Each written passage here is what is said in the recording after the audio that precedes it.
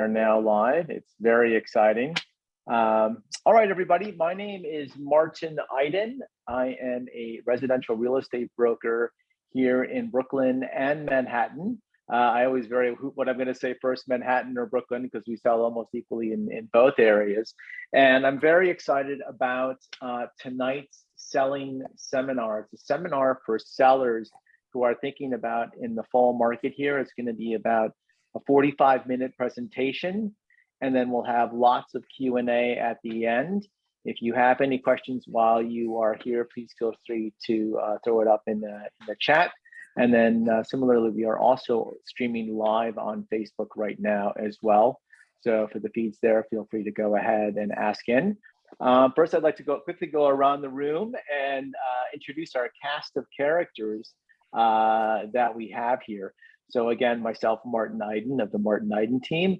Next up, and I'll talk a little bit about myself in a few minutes. Next is Alex Magoob, our top sales. I feel like a game show host, Alex. I'm like, next up, we're coming on. Come on down, Alex. Hello, everybody. My name is Alex Magoob, and I'm a real estate broker with Compass, and I've been a realtor in New York City for 15 years. Awesome. And Alex is my top salesperson on the team. Next up, I have Sean Wilson, who is the team's styling and stager. We'll talk a little bit more about that. Sean, you want to take off the mic and introduce yourself and say how long you've been in the business? Oh, you're still on mute, Sean. Okay. Oh, there you go. Perfect. Okay. So hi, my name is Sean, and I am the stylist and stager for the team, as Martin said. And I would say I've been somewhat of a designer all of my life. I've always liked the idea of making things look good. Oh, absolutely. That's great. And Sean, you do win best dressed for tonight, hands down. So congratulations on that.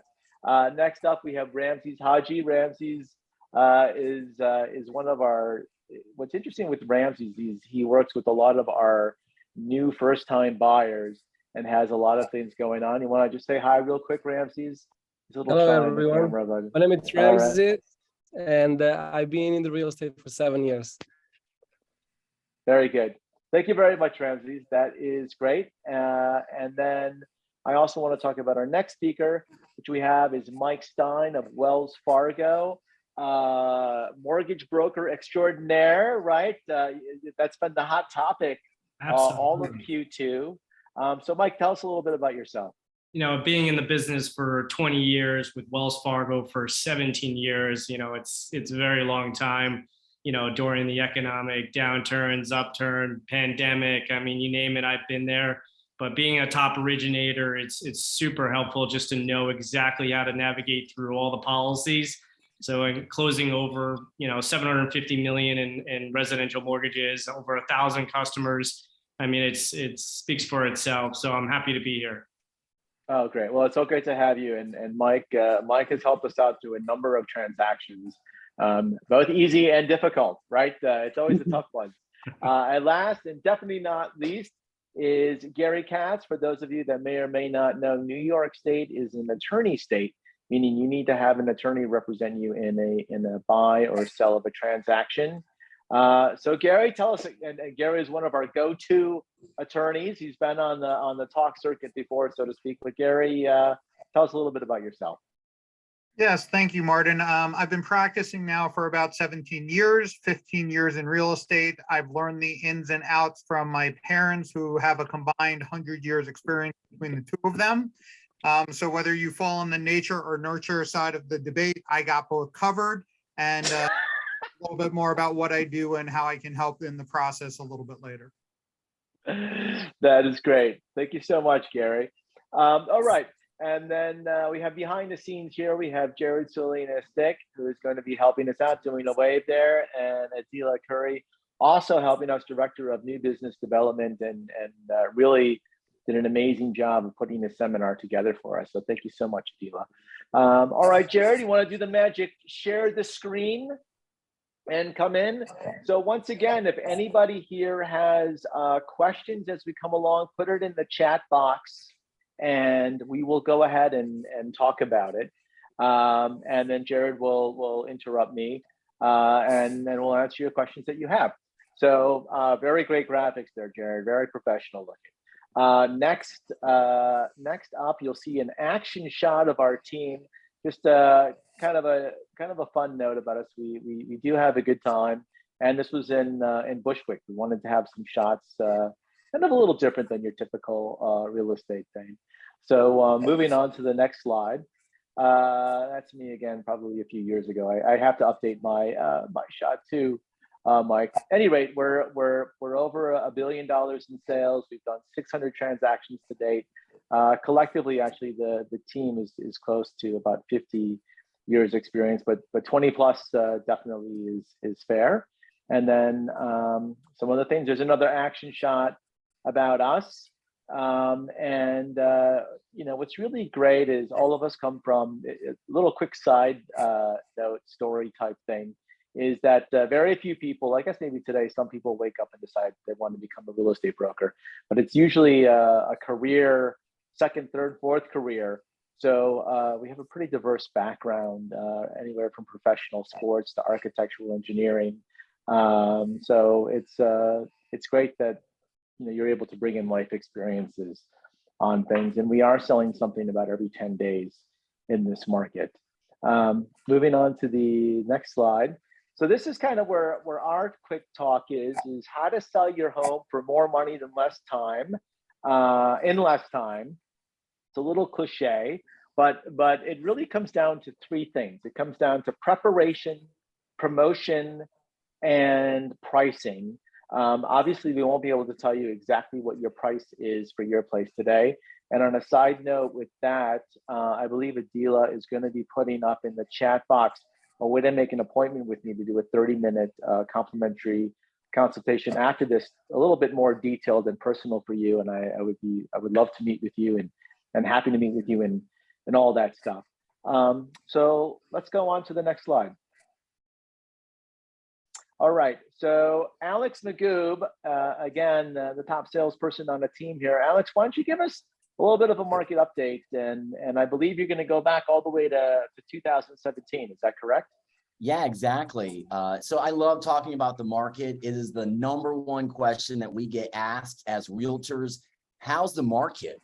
And honestly, the market has been phenomenal for a couple of years. But to Martin's point, I want to go backwards and kind of give a little bit of a history lesson. New York's been a phenomenal place to live for a long time. And 2015, 2016, 2017 was a really frothy, busy time. A lot of foreign cash was coming to America for its safe deposit boxes of real estate.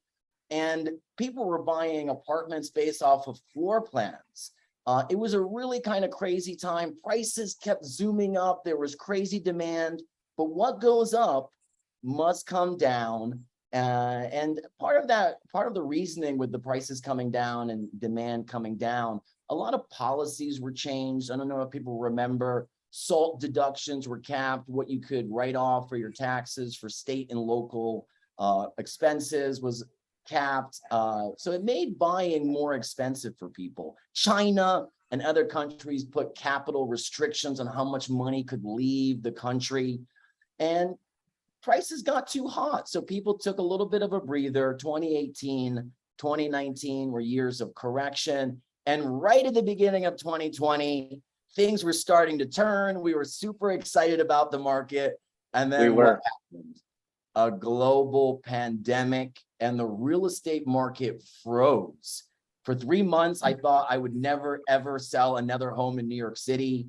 But then all of a sudden, real estate opened up June 22nd, 2020. And walking the streets, it was just me and a bunch of hungry pigeons. It was not the New York we knew. It was so scary. I don't know if people really, truly remember those times. A lot of you fled. So you probably don't remember what it was like, but it was super scary. I was meeting buyers one-on-one. We couldn't do open houses. You had to do individual showings. And I had to convince people that buying real estate in New York City was a good idea. They looked at me like I was crazy. It was a very chaotic time. Beyond COVID, it was also maybe the most contentious election of our lifetime. It was chaos. But what happened beginning January 2021? We got a new president. and there was talk of vaccines and a vaccine rollout. And for anyone that studies markets, markets work off of confidence. And having a new president, having less chaos, having vaccines that could maybe put COVID in the rearview mirror, got the market going crazy. And everyone knew New York was on sale. So people came running. A lot of buyers from across America, because foreigners still could not come to the States because of COVID restrictions, because of travel. But people who didn't buy in 2020 because they were scared, everyone came running back to New York. So 2021 was maybe the best year any realtor has ever had, maybe nationally as well. It was just such a frenetic time. But again, things can't be crazy gangbusters forever. So things started slowing down a little bit at the beginning of this year. And again, people might ask why. Maybe things got a little bit too hot, so what goes up must come down. But also you had inflation. Everything got much more expensive. So the Fed started raising interest rates. When interest rates go up, borrowing money becomes more expensive. It affects people's purchasing power. So some buyers wanted to take a breather. At the same time, there was a global war going on in Ukraine. That gave people pause. When people are scared, they don't want to act. On top of that, the stock market was extraordinarily volatile. A market like New York City, its real estate market is tied so much to the stock market. So that gave people pause. But what I think is such an amazing thing about being a seller right now is buyers have had the past 4 or 5 months to deal with this, to process this, to think about this. And all of the buyers that I'm working with now, they are waiting for good inventory to come to market. So we have gone from what was a frenetic, crazy pace to a more normalized, seasonally affected market. So what's been happening over this summer, June, July, August, as New Yorkers take vacations that they've been waiting years to take, they're not bringing their homes to the market right now. They're taking a breather. Buyers are going away. But what's going to happen right after Labor Day, you're going to see a flurry of activity, new listings coming to market, and a lot of buyers who have been biting at the bit, waiting for great homes. Martin, you're on mute. Thank you. I was being on mute, so I wouldn't give you background noise, and then I forgot. Thank you, Alex. I appreciate it. So that was great, Alex. Jerry, can you go to the next slide? I just want to quickly see what the next slide was. Okay, yeah, we'll go back one slide. Thanks. I appreciate that. So just a quick recap on what Alex said, right? So Q1 was still pretty frothy. Here, Q2 is when he had that condensed pause button that Alex talked about. I will say our Q3, we're already, almost in 2 months into Q3. Our summer has been a very good summer for our team. Prices are not down, right? I'm not going to lie to you and say you're going to have 20 buyers for every property, but you will have 1, 2, maybe 3, and prices are holding. The other thing is our team alone is going to be bringing 7 listings to market after Labor Day. And we had a few properties that was taken off the market temporarily, and they're calling Alex and they're saying, hey, can I show this before the wave of people come in? And sure enough, we got an offer of a property that was acceptable to our sellers prior to that. So in summary, we are very optimistic about the fall market. And it's also kind of nice because buyers are returning and they're pragmatic and they're realistic. At the end of the day, it's a home and something for them to live. Again, if you have any, go ahead, Alex. Just to chime in exactly with what you're saying is I think a lot of people who live in New York City who have been dealing with the rental market have seen how bonkers it is. Every rental that I have brought on as a real estate broker here in New York over the past 4 months has gone into a bidding war. So buyers are exhausted. They want to own property so they never have to deal with the rental market again. Thank you, Alex. That is a really, really important point. I've been in the business for 23 years, and I've seen, when I first started and the tenants paid the broker's fee, and then kind of around 2007, 8, the landlords paid the broker's fee.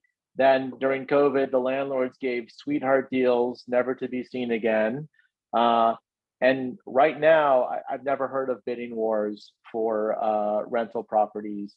And people are saying, what, my rent last year was 4,000, now it's 6. And if I don't pay it, there's 3 people behind me. What can I buy? It really is, and that's a micro market here only in Manhattan and Brooklyn. So thank you, Alex. That was a really great point. So that's a little bit about preparation, right? The market is ready for you. Buyers are ready for you. Next, let's talk about preparing your property. And here we have Sean Wilson of Soulful Staging and Design. These are some before and after photos. Sean, take it away. And when you want to show another slide, feel free.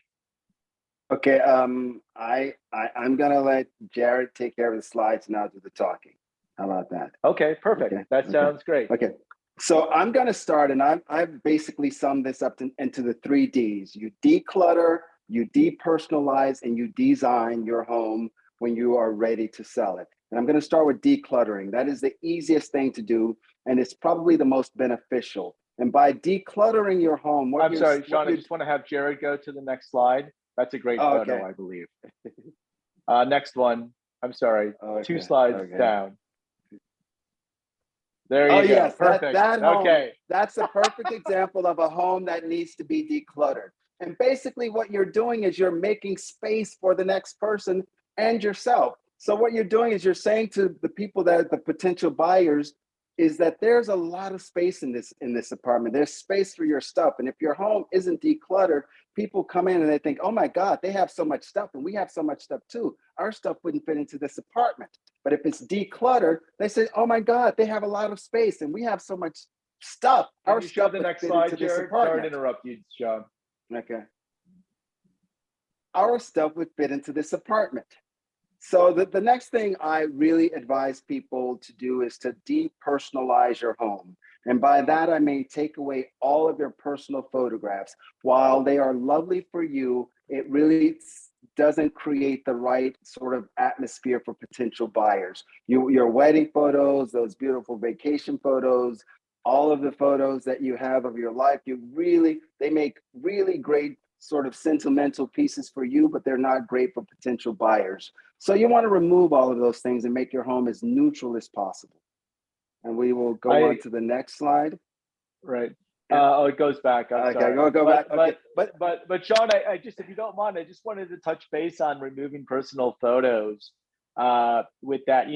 Although New York is a city of 8+ million people, it's a very, very small town. And I have taken buyers where the sellers did not remove their wedding photos. And I have had people say, oh my God, I know that person. And once or twice, they knew that person in a situation that was not positive. And they walked out of the property because they knew that person owned that property. For what it's worth, all of us have bad days, and all of this alienate one or 2 people once in a while, or they do know you, and then they're like, so it's I agree with you, Sean. Thank you. Okay, and then the very last thing I'm going to touch on is just designing your home. And if you don't have to be a professional, but bring in a professional, you're going to get the biggest bang for your buck if people walk into your home and feel like, oh my God, this place is beautiful and I want it. I want to live here, because buying a home is emotional. There's an emotional connection to something you see and something you feel. So the best thing you can do is have your home designed so that it really speaks to the masses. And it's just think about it as looking through a catalog, a West Elm catalog, Restoration Hardware, CV2, EQ3, whatever you like. You look through that, you have a connection to it, and they speak to a wide audience. That's what you want your home to do when you put it on the market. Thank you very much, Sean. I really appreciate that. And a couple of things. So when I'm on listing presentations, and it's a shameless plug here, but if you work with us, Sean does all of this at no charge. That's inclusive of our services. Well, and let me just correct you. There is a charge, but we absorb the charge. So yes, it's no charge, no it's charge, no charge to you, but there is a cost, and we absorb that cost. To stage your home could range anywhere from $4,000 to $50,000, and we absorb that cost. Yes, that is very true. In fact, Sean is working with another broker staging a property in Fort Greene. And what are you charging them for that property, Sean? Well, it's confidential, but they're paying the market rate for staging an apartment. Fair enough. It's tens of thousands of dollars, if I can. That's correct. So bold that is tens of thousands of dollars. On that one. The other thing I quick say about this is on listing presentations, I often half jokingly say, I don't sell real estate. I sell the lifestyle that comes with real estate, right? So this here is a loft in the West Village. This is what somebody would think of when it's in the West Village. Jared, if you could go back to the back 2 slides really quick. Yeah, right here, this before and after. This is a living room on the Upper East Side.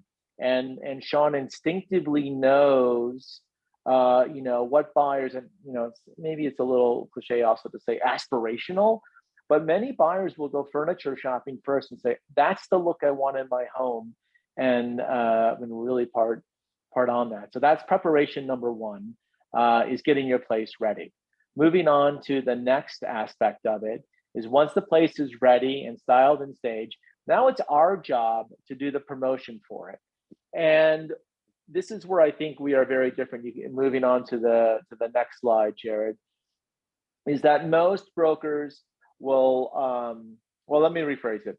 I think that the mindset is a broker comes in, takes photos, then puts it on a website and sits back, arm folded, waiting for the phone to ring.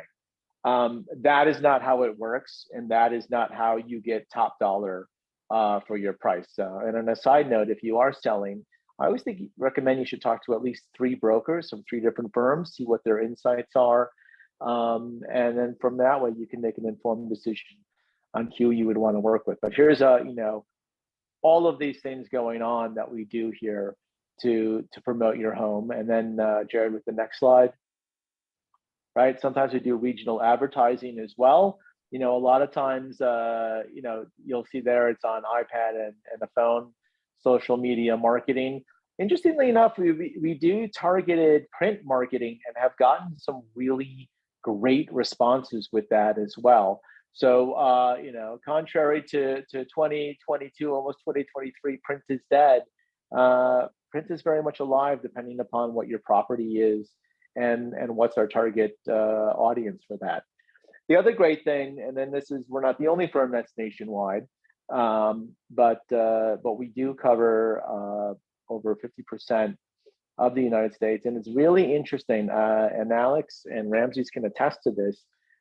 I have never seen the nation so much on the move, coming from here, there, anywhere. We just helped a couple that lived in Chicago, moved to San Francisco, and came and wanted to buy in Brooklyn.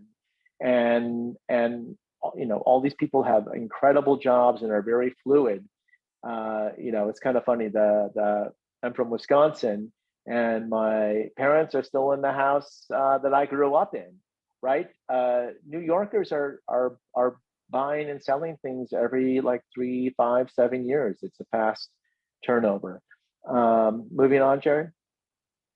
Okay, so this is kind of the big thing, right? Everybody, this is the big reveal whenever I'm on a listing presentation, and it's always about pricing.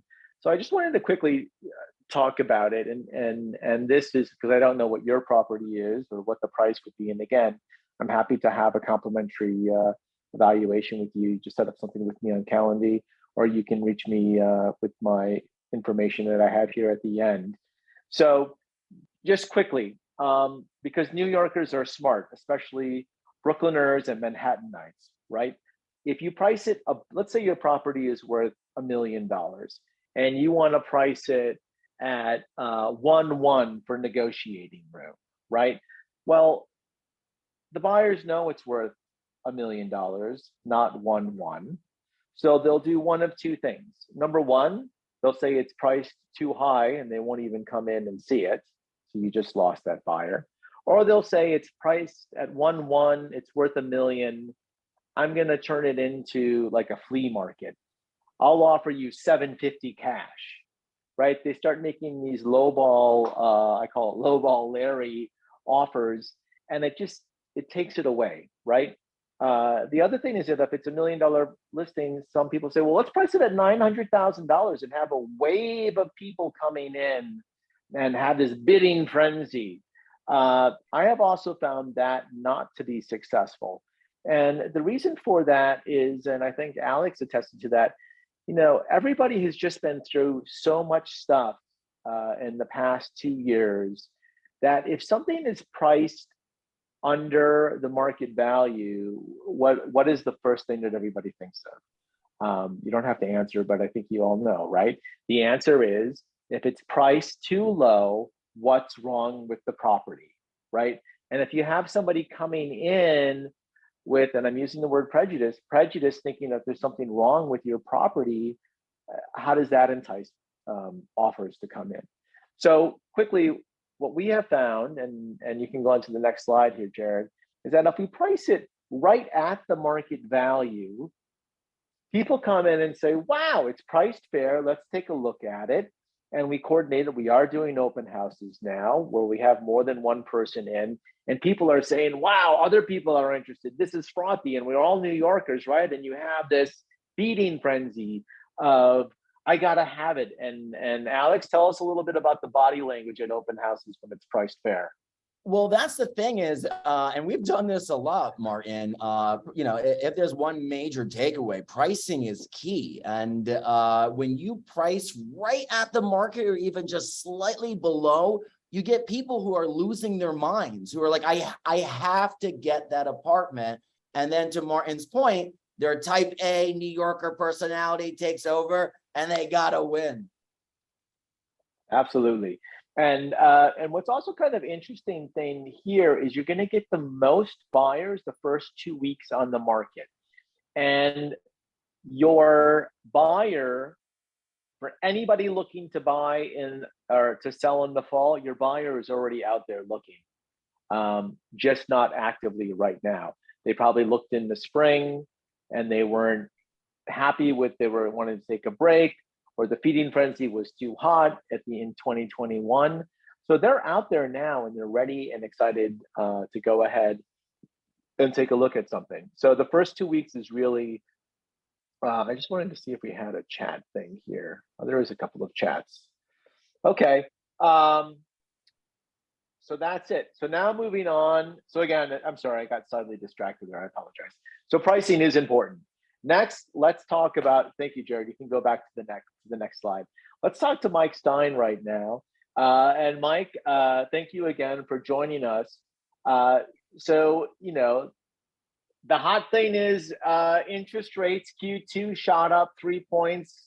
Everybody went nutty, crazy, the world is ending. That was all, April, May, June. What's going on in July and August? No, thank you again, Martin, for the introduction, and it's been great so far. And I just wanted to kind of let you know I've been with Wells since 2005, so I've been through a lot of different type of economic downturns and positive and tight, credits, tightness in the market, et cetera. But in 2020, like Alex was talking about, I mean, rates just dropped, in June, and we saw a tremendous amount of people that would refinance. We also received a lot of purchase transactions, but that kind of taken up the entire market with low interest rates because there was so much money being printed by the government. So there was a lot of money being put into the market. You saw the stock market, highs, and people were able to make decisions where they just said, okay, I'm going to buy it for X dollars. They didn't really even look at properties. They were just putting bids on them.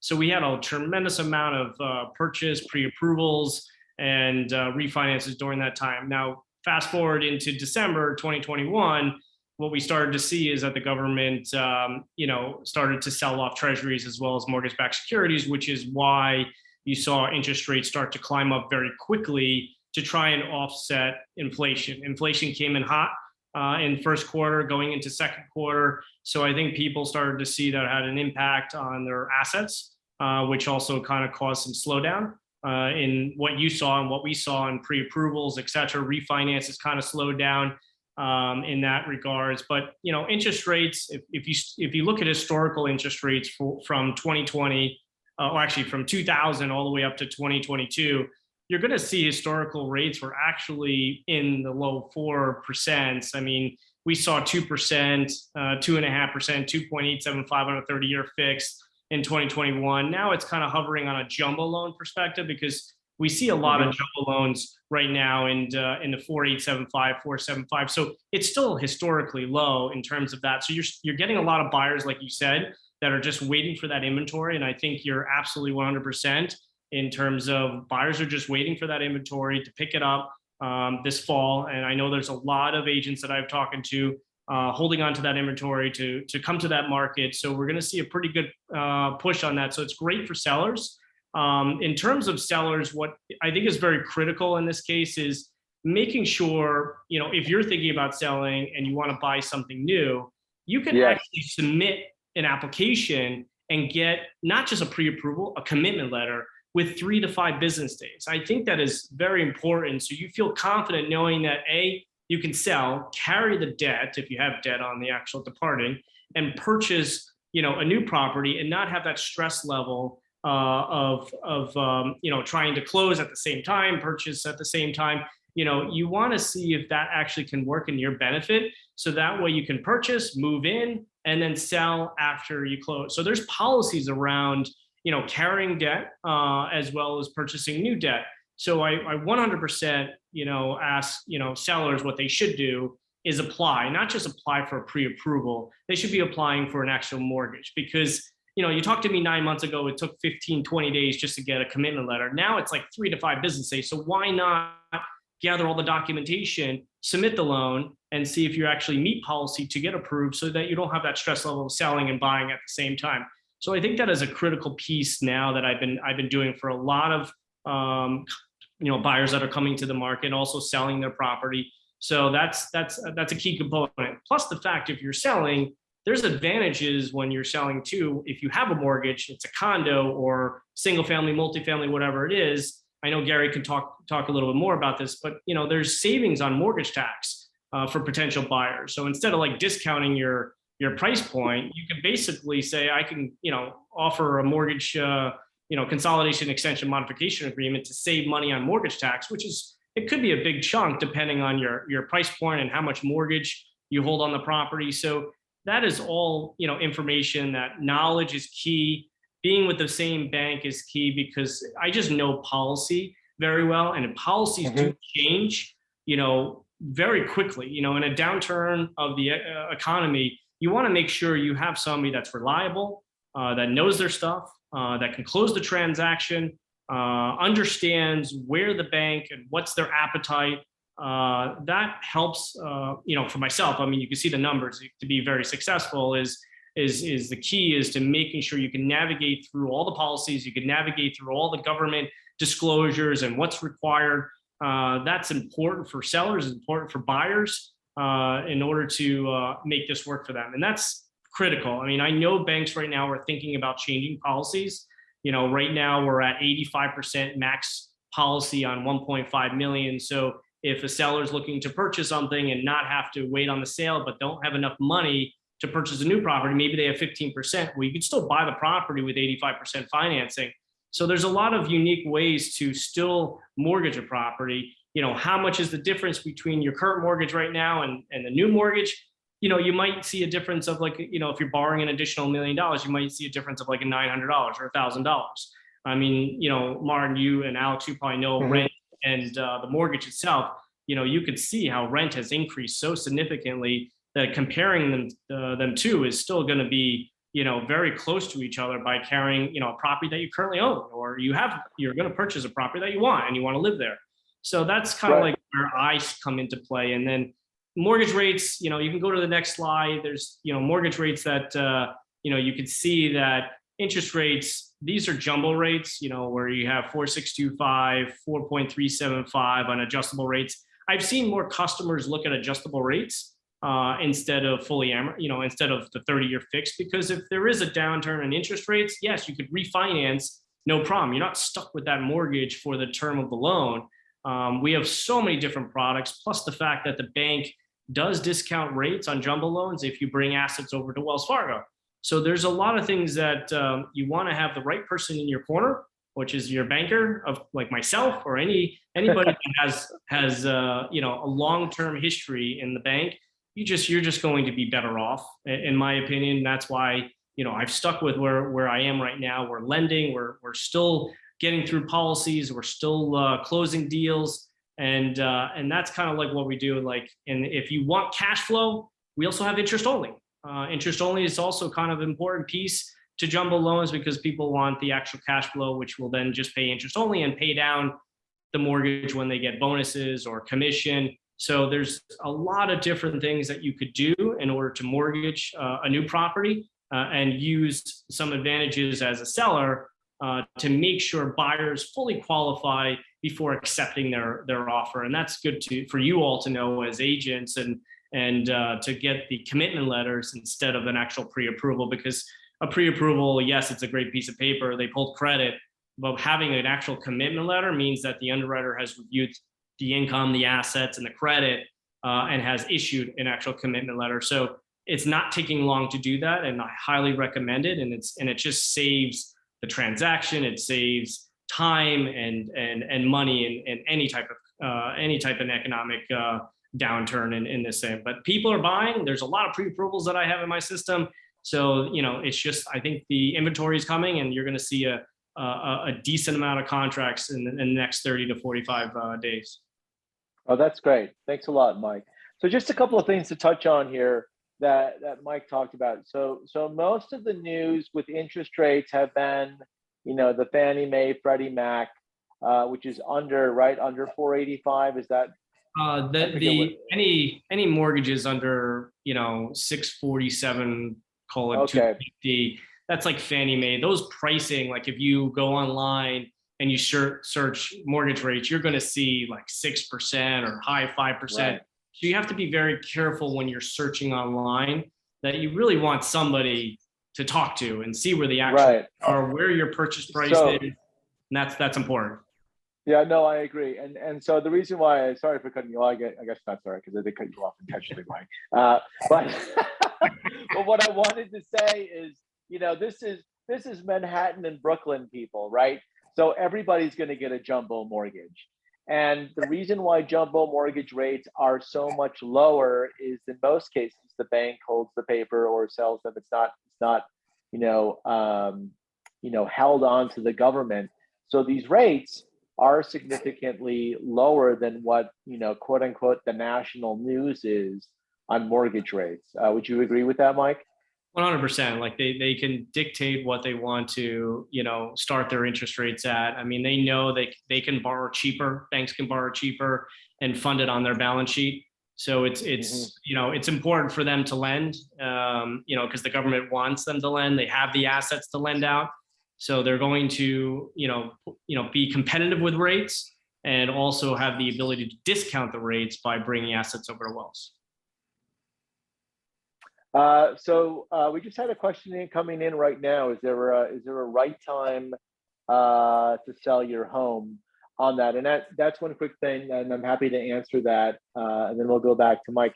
So in Manhattan and Brooklyn, there are two selling seasons. The first season is roughly January 1st through Memorial Day. Those first 5 months of the year is a very big season. And then what happens, which is kind of the opposite of the rest of the country, June, July, and August are the slowest months of the year in Manhattan and Brooklyn. And the reason for that, everybody is summering. For us on a team, that means selling real estate. Ha, ha, ha. And as you know, this is the first summer we've had in 3 years that was a quote unquote normal summer. And everybody traveled everywhere this summer to see everything. It was like they were trying to pack 3 summers into one. The second selling season, and honestly, this is why we're having this seminar now, is from Labor Day all the way through kind of the middle of December is the second selling season. And so, you know, that would be something that we could have an appointment with and talk a little bit more on is the fall market ready for, is the fall market good for you? Or perhaps is, you know, winter, spring 2023 a better market for you? And we can go into it. Candidly, our economic outlook is about the same for both. We're not seeing, I mean, with the caveat, your crystal ball is as good as ours. But we're, you know, so for some people, they want to take their money and redeploy it someplace else. Again, this is specific to the Manhattan, Brooklyn market segment. Going back to you, Mike, which I wanted to put here. So this is something that we do.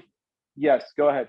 I just want to chime in real quick that this is, you know, the seminar, we're giving you guys a lot of information, but the beauty of this is you get to meet us and each situation is so unique. So we can come look at your property and give you feedback, you know, have Sean come take a look and give feedback. What is it going to take to present property in the best light possible? Because that's going to impact how fast it sells and what you ultimately get. So call us in.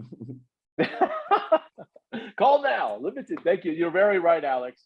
And some of our people are actually taking, you know, 2 or 3 months to get their property ready. Some people have a beautiful place ready to go right now. So quickly going back to this with Mike, and what's great is for every property that we list, we give potential buyers this. So they you know, they hear the national news about crazy interest rates, and here you see things. Interest rates are in the mid to low 4s, which is basically where we were pre-COVID. Would you generally agree with that, Mike? Yeah, no, that's kind of like where you want to kind of look at these rates. I mean, you also can see where the APR is. You know, if you factor, you know, the APR, you'll see that, you know, there's cost involved to get that rate. So just be careful on that. We can also do no points on it. So you're probably about, you know, maybe a quarter difference on that, you know, 4.875. That's where kind of like your 30-year fixed is with no points in regards to that. And then what people are doing is that they're discounting the rates based on assets under management or assets under the bank, whatever you want to call it. You know, that is how you know, work it to get to the point where you're comfortable with what you want to pay and you still have that cash flow you want. Very good. Right. And then one final thing, and then I'll jump to Gary with his important component of it is, again, most buyers that we are seeing, and again, any buyer that makes an offer on your home, you want to make sure they're at least pre-qualified, a commitment letter, or pre-approved, I should say. A commitment letter is even better. But most people are not getting the traditional 30-year fixed anymore. Kind of going back to the analogy of my parents are still in the home that I grew up in. New Yorkers know that this is going to be either a starter home or a mid-level home, or in 20 years, the kids are out of the house. I've had 3 buyers this year. Their youngest kid, or 3 sellers, their youngest kid graduated high school. The next week, they put the property on the market. I'm out of here. I want to get the 2-bedroom high rise. So my kids are no longer staying with me. Ha ha ha. So at any rate, going back to this, the you know, the 10-year 10-1 arm, 7-1 arm are very popular right now. Well, Mark, like one other thing is like, you can probably tell, like, you have past clients that a lot of them actually either upgrade or you know, or decide to, you know, within a certain years, like, you know, let's say within 7 to 10 years, you probably have seen additional transaction with the same, you know, client that, you know, either sold within that time period. So that's why the adjustable rates are coming, you know, back to the market to look at those adjustable rates between the 7 and the 10. You know, when it says 6 months, it basically means after 10 years, it can adjust every 6 months. So that's kind of how it works on the adjustable rate. But most people will either sell or they would refinance to obtain another adjustable rate. Fair enough. That's great, Mike. Thanks. I really appreciate it. Very informative. So moving on, and you touched a little bit on all of this, Mike, which I appreciate. But moving on, I want to talk with Gary now. And again, because it is an attorney state, you have an attorney with you. So Gary, tell us a little bit about sellers and what's going on and what's kind of the latest and greatest and kooky stuff that's happening out there. So, but before I jump into what I do, I just wanted to touch on one thing with Mike. I know this is really targeted towards sellers, but as a buyer, definitely find a local mortgage broker. I can't tell you how many people call the 1-800 number from Chase, and those people in middle America don't know what a co-op is, don't really understand condominiums fully, and it just makes my life harder. So if you are looking to buy and you are looking for a mortgage, I recommend a local guy. That being said, the last couple of years have been an adventure on the legal side of things. I'm the last man to the party, so that's kind of why we're going in this order. But really, Mike touched on the interest increase of 3 points in the second quarter. I haven't seen craziness, and I haven't gotten crazy calls like that since 2020 when the pandemic first started and people wanted out of contracts and the world was going to end and the sky was falling. But I mean, as far as that goes, things have started to slow down. I'm 2 months behind the market, really, I always say. So I'm starting to see things start to pick up after the initial slowdown of the second quarter. On the legal side, what I do, and the most important thing I do, is I draft the contract. That is the legally. That is the most important thing. Yes, that's why I mentioned it. Basically, you're going to want to negotiate everything prior to the contract. And what I mean by that is if you have grandma's chandelier hanging in the living room and you plan on taking that, please make sure we know that ahead of time so you don't end up fighting over the closing table when you've taken that chandelier without telling the buyer that was your intention.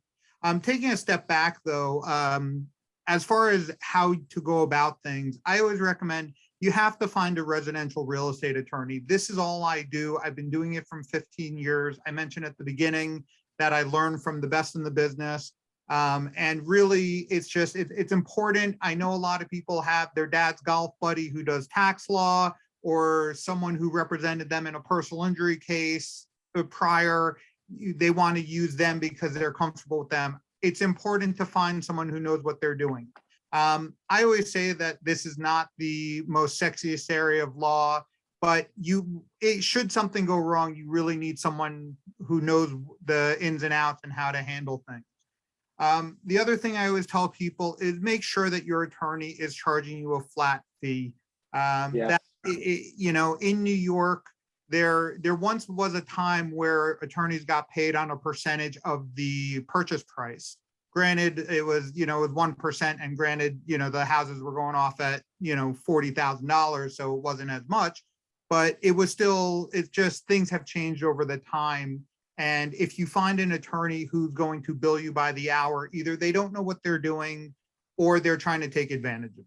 So definitely find an attorney who's going to charge you a flat fee.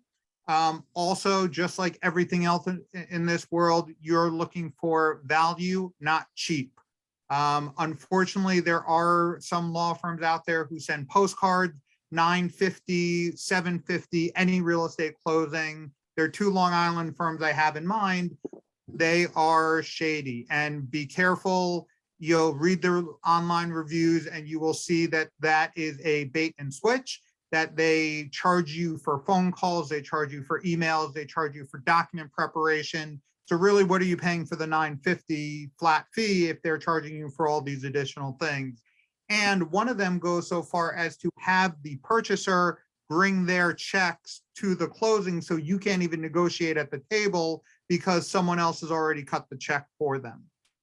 And then really, just to go back to the process, the most important thing I do is draft the contract.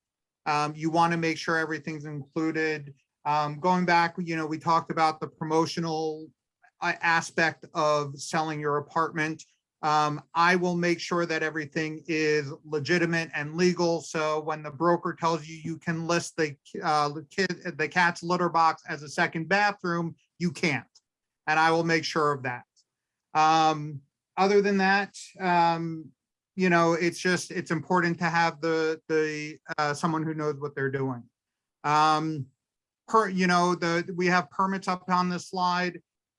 Unfortunately, Yeah. if you bought an apartment with an open permit and now you're going to sell that apartment, unfortunately, that's your problem. You cannot go back after the person who sold you the apartment. And so that's just something that you will have to deal with. You know, the DOB, it's difficult to deal with, and it's an unfortunate situation. I've been stuck with it though. In fact, just to touch base on that a little bit, Gary. So this is what happens often.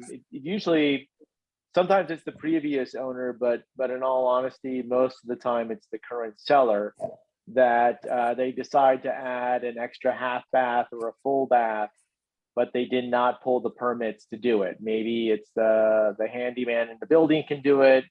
And then what happens is that when the contract goes out, you state in the contract that everything that you've done was done by permit and approval. And then since you're with your attorney, you tell the truth and you say, actually, Gary, no, you know, I you know, have done plumbing at my house upstate, so I did the bath myself. And that's where that's kind of where that comes in a little bit on that. The other thing is, and Gary, you touched base on that usually the seller's attorney is the last person to the invited to the party, and it's kind of funny that after you've negotiated price and conditions of the deal, then most of our sellers go out and find an attorney. Gary, tell us a little bit about the advantage of maybe talking to an attorney first before you even list the property. Well, I think you pretty much just gave that answer when you talked about the permits and whether or not they, properly added the extra bathroom and whether or not they did the work themselves without pulling the permit. That's a perfect example of why you should consult an attorney ahead of time, just so that you can have everything out on the table. You can know what you're looking at. You can be prepared for what's ahead. Just like everything else. I mean, you have horror stories on the slide. I could sit here and tell you horror stories all day. I mean, just touching on the permits and bringing it full circle to getting rid of personal belongings because you may know the person. I had an open permit situation where it was a prior owner and I happened to know the prior owner. It was a sister of my friend from college. So she was not willing to help out. She was not willing to even provide me the plumber's name, but we eventually got it taken care of. Fair enough. And one of the things I really think it was great that you brought up, you can go back to the next slide, Jared, for Q&A. We're just about to go there. I really thought what was great, you touched base about the contract, right? Because, it's obvious that price is usually the most important thing on the contract.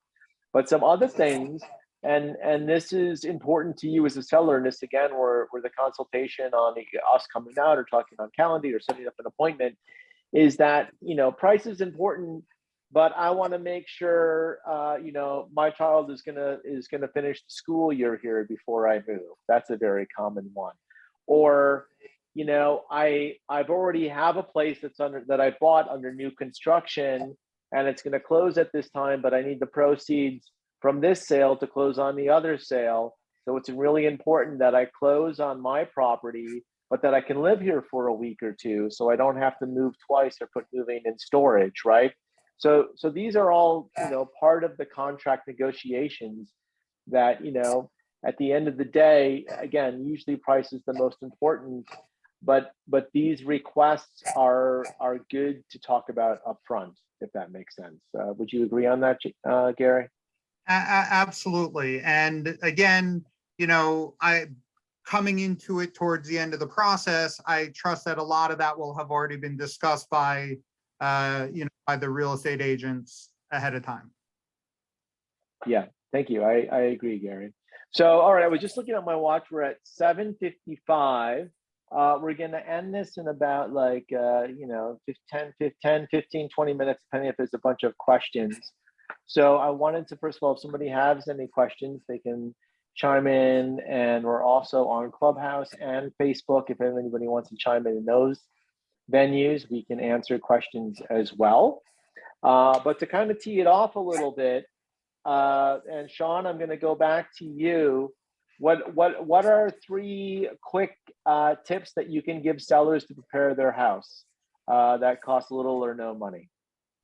You can declutter, you can depersonalize, and you can just really have the place super clean. Okay, super clean and decluttering, depersonalized. I always say that when you're going to be moving anyway, so this is a good time to decide what you want to keep and what you want to give away and what you want to throw away. Talking a little bit about best bang for the dollar, Sean, what improvements do you recommend? I recommend overall painting the place. If you can give the place a fresh coat of paint, the painting goes a long way. I agree. That makes a huge difference.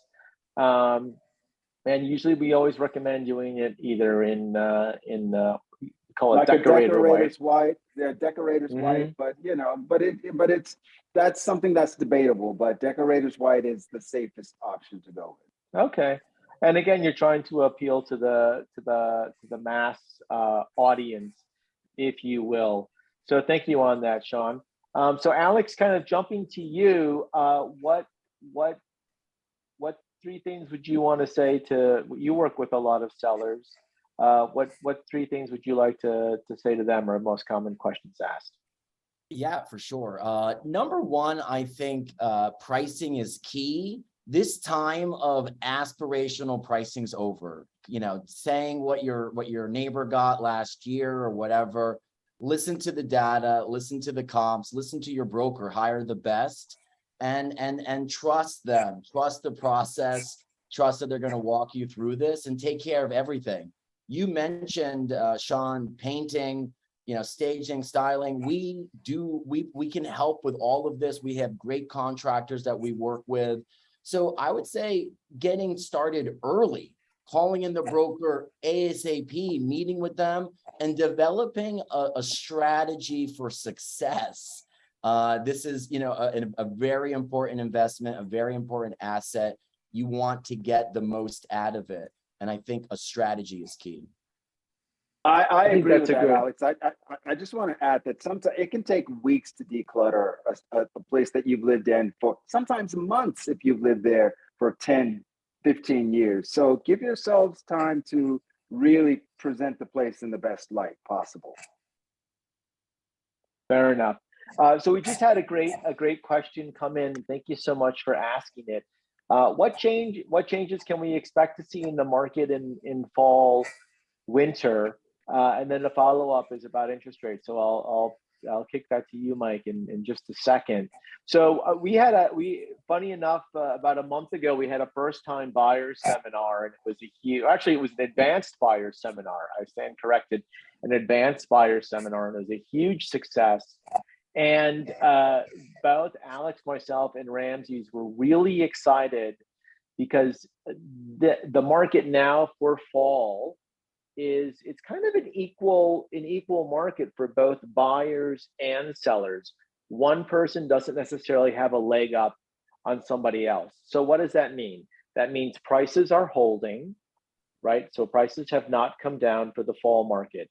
I think that's really important. Number 2, as a seller, it may sound sexy that you have 20 or 30 bids on the property, but when we have done that in the past, a lot of times the winning bid pulls out because they feel that they paid too much, and candidly they did. So then you go to the second person up. The second person said, I found something else. I'm not interested. You go to the third runner up, and then they say, I found something else. Then you go to the fourth person. The fourth person says, how dare you have a competitive bidding situation? I hate you. I would never buy your apartment. So then we just wasted 2 weeks, and we have to start all over again. And it shows that it's been on the market for a month or so. It's not always as exciting as it sounds on that. I think spring will be okay as well. Given a choice, you know, our scope of knowledge is about 3 months, and we are advising people to sell sooner as opposed to later, if that makes sense for them, because we can be more accurate of the number they will get. And then you can redeploy the capital as you wish. Mike, what's your thoughts for My interest thought rates is and- everything is being driven on like consumer price index, as well as you know, inflation globally. Like, you know, the UK came out over 10% inflation. So what we saw is an uptick on interest rates because, you know, it just the global economy. It could also have some impact because of inflation. But overall, I think, you know, US, you know, they're really being aggressive on increasing short-term interest rates to control the inflation, you know, and be able to not have to increase it that much. So the market is waiting to see, you know, that CPI index pretty much almost every month. And that will determine, you know, mortgage rates, because then, you know, the likelihood, will the government slow down on increasing short-term interest rates, or do they have to still continue to, you know, increase it another 75 basis points at the next meeting? So I think, like, overall, you also have the midterm elections. There's a lot of impact on that. So you want to try and control, you know, the market, you know, also, you know, people's, you know, assets, of course, because that also kind of like dictates, you know, a lot of the midterm elections. Just people are feeling good about themselves, et cetera. So I think, you know, they're trying to find a ground, meaning the interest rates are trying to find some ground. But sure enough, people are starting to get used to the high 4%, low 5s, because that's kind of like where we've been in the past, and it's still historically low. So kind of factor that in. It's, you know, the 2%, 3%, it was just, you know, something that, you know, we've never experienced. And, you know, there was just so much money in the system. Now they, you know, that causes inflation. So I think the control right now is they want to bring that down and keep the mortgage rates, you know, within this level. And it's still kind of affordable based on, you know, customer, job. You know, there's a high, you know, the unemployment rate is still very, very low. So people are making money. People could still move from job to job and make more money. So, you know, they can afford you know, an interest rate that's what we're seeing, and bonuses are coming in, and, you know, in February of 2023. So that all kind of plays into effect. So, you know, interest rates, I think, are gonna, you know, hold where we are right now, maybe slightly up and down. We're gonna see that based on economic data. Okay, so you know, both the predictions and that in essence is what we're doing, not dictating but predicting what will happen. But I kind of see that in that I don't see a wild swing one way or the other. One thing to do keep in mind is that every time an interest rate increases by 1 percentage point, that the buyer's buying power decreases by about 10%. And the you know, once you get kind of after the most Brooklyn and Manhattan buyers, if I have to shell out an extra 900 or 1,000 a month to buy the place of my dreams, they'll do it. But once there's a breaking point for everybody, and that's kind of why you're seeing a nationwide slowdown, especially, you know, in the Fannie Mae, Freddie Mac loan sizes, because if you could afford a $300,000 house in January, it's now, you know, significantly less on what your buying power is. Gary, quickly, a couple of quick tips or anything for anybody, because I want to be respectful of everybody's time.